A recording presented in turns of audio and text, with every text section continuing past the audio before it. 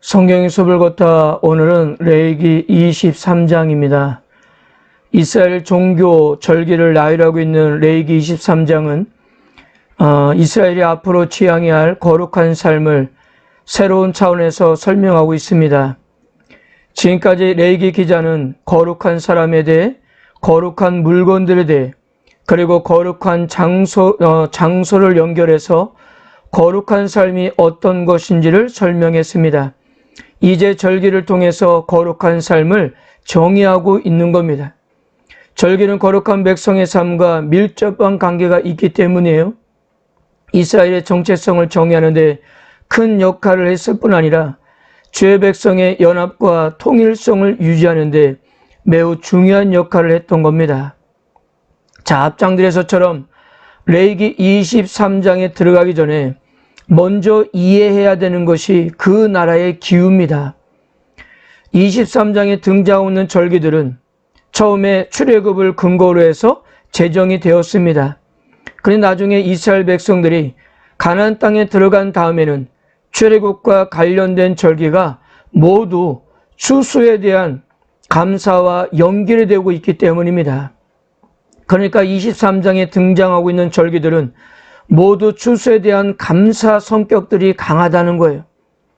현재 우리 문화에서 생각할 때 추수에 대한 감사를 한 번이면 됐지 몇 번을 반복해야 하는지 의문이 들 수가 있습니다. 우리나라는 가을에 곡식이든 과일이든 한 번에 추수를 하면 되지 않습니까? 그런데 이스라엘의 기후는 1년 내내 곡식이며 과일을 거두어야 했기 때문이에요. 그러니 추수에 대한 감사도 1년 내내 할 수밖에 없었던 겁니다. 이스라엘이 자리 잡은 가나안 땅은 지중해성 기후에 속했습니다. 보통 10월 중순부터 시작해서 다음해 4월 중순까지가 우기였는데요. 우기에는 비가 많이 와서 물이 충분한 관계로 이때 씨앗을 뿌려서 봄에 거두게 되었습니다. 4월 중순부터 10월 중순까지는 건기인데요. 이때는 과일을 수확했다고 해요. 이 과일 추수기에는 이스라엘의 달력상으로 새해가 시작되는 시간이었습니다. 그래서 절기들을 계절로 나눠보면 이렇습니다. 봄철 절기로는 유월절, 무교절, 초실절, 오순절이었고요. 가을철 절기에는 나팔절, 속죄일, 초막절이었습니다. 이스라엘의 종교절기는 우리가 완전수, 만수라고 하는 숫자 7을 중심으로 제정이 되었습니다. 레위기 23장도 정확하게 7개의 절기를 언급하고 있어요. 이처럼 7을 중심으로 절기가 구성됐다는 것은 분명 하나님이 천지를 창조하실 때 7일의 사이클을 그대로 반영한 것으로 보여집니다. 자, 이스라엘 절기는 거룩한 숫자 7을 중심으로 구성되었습니다. 첫째, 매 7일째 되는 날은 거룩한 안식일입니다. 둘째, 매 7년째 되는 해는 1년 동안 땅을 쉬게 하는 안식년이었고요. 셋째, 7년씩 7번이 지나 50년째 되는 해가 바로 희년이었습니다. 넷째, 유월절은 아비벌이 시작된 다음 7일 사이클이 2번 지난 14일 저녁에 시작됐고요. 다섯째, 무교절은 유월절 다음 날부터 7일 동안 진행이 되었습니다. 여섯째, 오순절은 첫 곡식을 바친 절기부터 7일 사이클이 7번이 지난 다음 날에 지켜졌습니다. 그러니까 50일째가 바로 오순절이었던 거죠. 일곱째, 달력의 7번째 달력은 가장 거룩한 달이며 세계의 절기가 바로 이 7달 7월에 여기에 속해 있었던 겁니다. 1, 2절은 이렇게 말씀합니다. 여호와께서 모세에게 말씀하여 이르시되 이스라엘 자손에게 말하여 이르라. 이것이 나의 절기들이니 너희가 성회로 공포할 여호와의 절기들이니라. 레위기 23장에서 언급되고 있는 절기는 사람들과 합의해서 정한 것이 아니라 모두 하나님께서 지정해 주신 겁니다. 그렇기 때문에 절기는 신성한 것이며 인간이 함부로 바꿔서는 안 되었습니다. 훗날 북이스라엘 여로보암의 제는 베델과 단에 금송아지를 세우고 일반 백성 중에서 제사장을 삼고 여호와의 절기를 마음대로 바꿨던 것이 죄였습니다. 성경은 이것이 여로보암의 죄가 되었고 북왕국 이스라엘의 멸망의 원인이 되었다고 그렇게 기록하고 있습니다. 그리고 성이라는 것은 거룩한 부름을 의미하는 것으로 예배를 드리기 위해서 함께 모이는 특별한 날을 가리킵니다. 거룩하신 하나님께서 그의 백성을 부르신 겁니다. 따라서 이스라엘 백성들이 절기를 지키는 것은 하나님 아버지의 부르심에 대한 응답이었던 겁니다. 본격적으로 7개의 절기를 소개하기 전에 먼저 안식일을 언급했습니다. 우리들은 안식일을 절기로 생각하지 않는 경향이 있지만 이날은 엄연한 절기입니다. 안식일은 모든 절기의 기본이 되는 날로 절기 중에 절기인 겁니다. 실제로 이후에 소개되는 대부분의 절기는 안식일이 포함되어 있으며 어떻게 보면 안식일의 확장이라고 이렇게 볼 수가 있는 겁니다. 구약의 안식일에 준 의미는 크게 두 가지 의미가 있는데요. 첫째, 하나님의 창조를 기념하는 의미입니다. 안식일은 천지 창조 이후 7째 날 안식하신 창조주 하나님을 기억하는 날이었던 거예요. 이런 배경에서 출애굽기 20장은 안식일의 의미를 창조 사역과 연관을 시켰던 겁니다. 둘째는 이스라엘은 구원하신 하나님의 은혜를 기억하는 의미입니다. 바로 이것은 신명기의 안식일의 계명을 이렇게 강조했던 겁니다. 구약의 안식일은 신약에 와서 주일로 바뀌었습니다. 그 이유는 예수 그리스도의 구속 사역으로 안식일의 의미가 성취되었기 때문이에요. 부활의 사건은 인류 구속의 날이며 새 창조가 이루어진 날이었던 겁니다. 이제 본격적으로 이스라엘의 7가지 절기가 소개됩니다. 첫 번째, 유월절입니다. 애굽의 장자 재앙과 관련해서 만들어졌는데 죽음의 사자가 양의 피가 묻은 문지방을 넘어갔다는 데서 시작되었습니다. 첫째 달 14일 전약이라고 했는데요. 첫째 달은 가나안 달력으로 아비벌이라고 하고 바벨론의 명칭으로 니산월이라고 이렇게 부릅니다. 유월절은 신약에 와서 그리스도의 구속사역과 직접 관계가 있습니다. 예수님께서는 바로 유월절의 어린 양으로 십자가에서 죽으신 겁니다.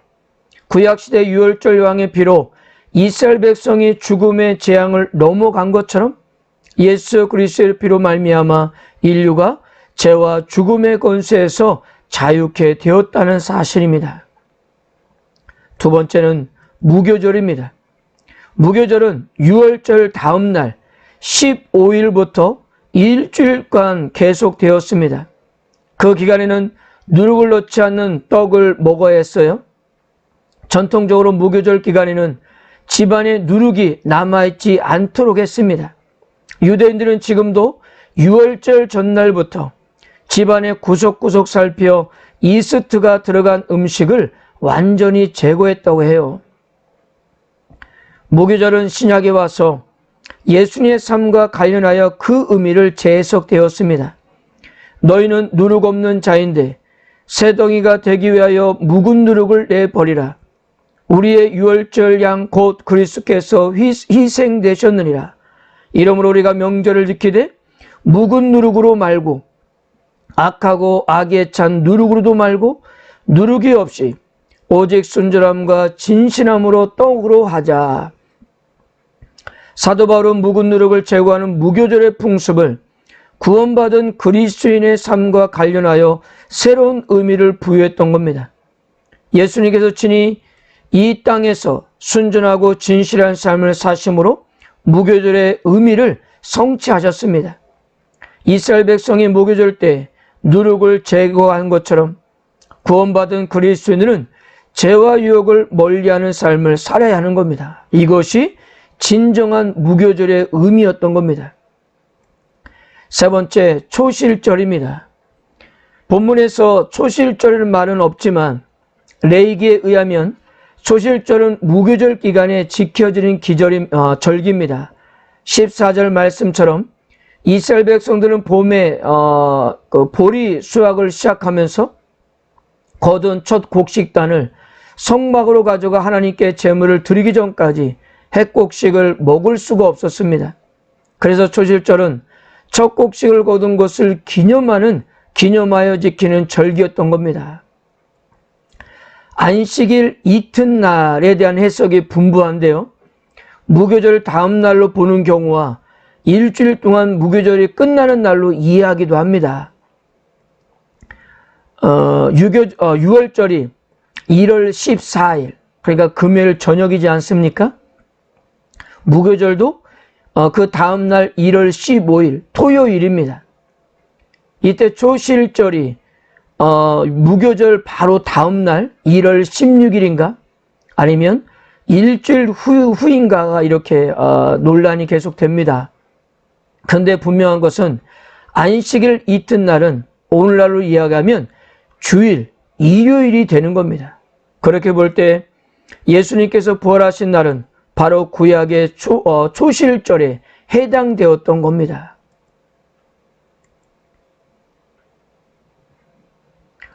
그러나 이제 그리스도께서 죽은 자 가운데서 다시 살아나사 잠자는 자들의 첫 열매가 되셨도다.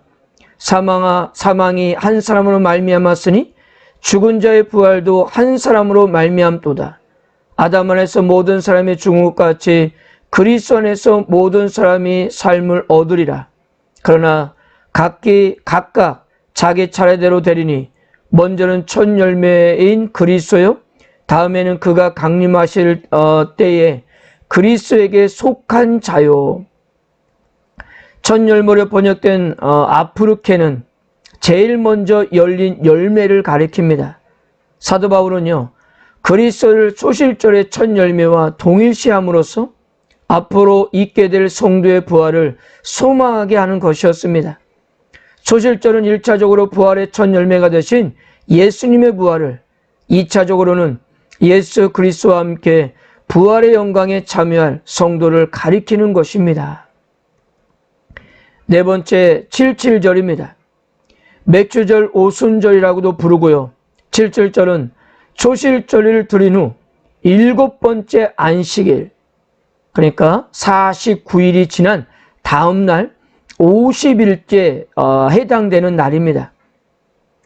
즉 초실절부터 도합 50일째 되는 날, 바로 이때는 여름의 추수 시기였습니다. 근데 특이하게도 이때는 누룩이 들어간 떡을 예물로 드릴 수가 있었습니다. 물론 제단에는 드릴 수 없었지만요. 그런데 칠칠절 때 유교병을 드리는 것은 이 절기가 갖는 축제적인 성격 때문입니다. 공동체 전체가 화목제를 드리는 경우는 칠칠절이 유일했기 때문이에요. 화목제가 지닌 성격상 이날은 온 공동체가 먹고 마시는 축제의 날이었던 겁니다. 그리고 특별히 가난한 자에 대한 배려도 언급하셨습니다. 그리고 칠칠절은 모세가 시내산에서 율법을 받은 날로 이렇게 기념합니다. 칠칠절의 의미는 신약시대 성령 강림 사건으로 성취되었습니다. 사도행전은 정확하게 오순절에 성령 강림 사건이 일어났음을 증언했어요. 구약의 칠칠절이 하나님께서 주신 물질적인 축복을 기념하는 날이라면 신약의 오순절은 하나님께서 주신 영적인 은사와 축복을 기념하는 날이었던 겁니다. 레위기 23장 후반에 소개된 절기들은 모두 7월 한 달 동안 이렇게 맞이하는 절기입니다. 이때부터 가을 추수의 계절이 접어들었고요. 이 달은 1년 중에 가장 풍성한 계절이었습니다.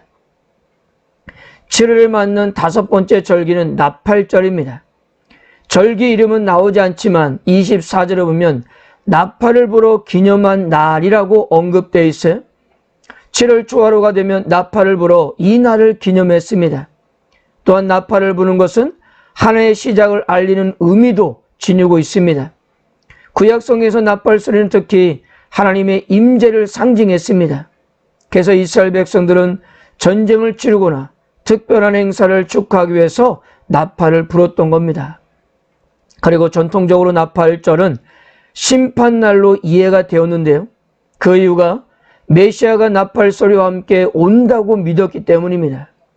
여기에 신약 성경도 그리스도의 재림이 나팔 소리와 함께 시작되는 것을 묘사했어요.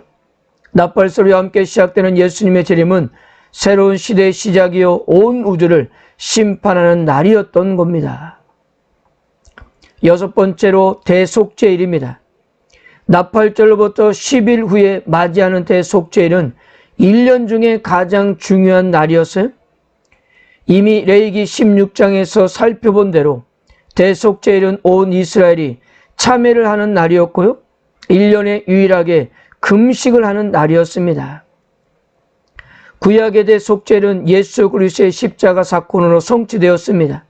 그리스도의 구속으로 말미암아 온 인류가 제3의 은혜를 받을 수가 있었던 겁니다. 그리고 마지막 7번째가 초막절입니다. 과일을 수확하기 때문에 수장절이라 하기도 하고요. 장막절이라고도 부르기도 합니다. 초막절은 1년의 가장 성대한 감사절기였습니다. 이스라엘 백성들은 가을 추수를 끝낸 후 풍성한 수확을 주신 하나님께 감사하는 시간을 가졌던 겁니다. 그러나 더 중요한 것은 하나님이 노예 생활하면서 고통스러웠던 이스라엘을 애굽에서 구원해 가나안으로 인도하시고 가나안에서 가나안 땅에서 이렇게 추수를 누리게 하신 하나님께 감사드리는 데 있는 겁니다. 그래서 절기에 되면 이스라엘 백성들은 광야에서 초막에 거주하는 것을 기억하여 온 백성이 초막을 만들었습니다. 또한 구약의 예언자들은 종종 초막절을 종말론적으로 이해했습니다. 스가랴 선지자는 초막절을 메시아 왕국의 도래와 구원의 날로 이해했습니다. 이런 점에서 초막절은 종말에 있을 그리스도의 재림과 그의 우주적 통치와 연관성을 지니고 있는 겁니다. 내가 들으니 보좌에서 큰 음성이 나서 이르되 보라 하나님의 장막에 사람과 함께 있음에 하나님이 그들과 함께 계시리니 그들은 하나님의 백성이 되고 하나님은 친히 그들과 함께 계셔서 모든 눈물을 그 눈에서 닦아주시니. 구약의 절기들은 과거에 베풀어 주신 하나님의 은혜를 기념하는 데 초점이 맞춰져 있습니다. 주의 백성들이 이미 체험한 하나님의 은혜를 기념하는 것은 그래서 당연한 일입니다. 그러나 이스라엘은 한 걸음 더 나아가 국가적인 위기를 맞이할 때마다 출애굽의 하나님을 기념하며 다시 한번 그와 같은 하나님의 구원하시는 역사가 임할 것을 확신했습니다. 과거를 기념하는 것은 하나님이 공경에 처해 있는 백성과 함께 하신다는 사실에 증거가 되고요. 주의 백성들에게 미래가 있음을 보장하는 역사적 근거가 되었던 겁니다. 오늘날도 공경에 처한 성도들이 자신들의 문제에서 눈을 돌려 고개를 들어 과거에 베풀어 주신 하나님의 구원의 손길을 기념한다면 미래에 대한 확신이 서지 않을까 합니다. 사랑하는 성도 여러분, 이스라엘 백성들이 힘들고 어려울 때마다 과거에 역사했던 하나님을 생각한 것처럼 현재 우리들도 과거에 우리와 함께 하신 하나님을 생각한다면 위로가 되고 다시 일어설 수 있는 힘이 되지 않겠습니까? 하나님은 어제나 오늘이라 변함이 없으시고 동일하신 분이십니다. 나와 함께 하신 하나님께 감사하시고요. 우리의 미래도 하나님의 손에 있다는 사실을 믿으시고 승리하시기를 주님의 이름으로 축복합니다.